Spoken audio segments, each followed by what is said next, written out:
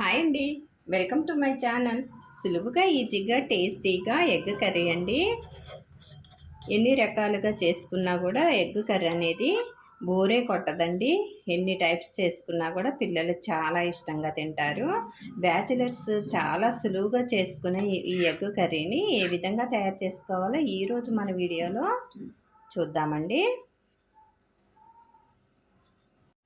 ముందుగా స్టవ్ వెలిగించుకొని ప్యాన్ పెట్టేసుకోవాలి. 1 టేబుల్ స్పూన్ ఆయిల్ వేసుకోవాలి. ఆయిల్ వేడెక్కింది. ఇందులోనికి 1/2 టేబుల్ స్పూన్ జీలకర్ర వేసుకోవాలి.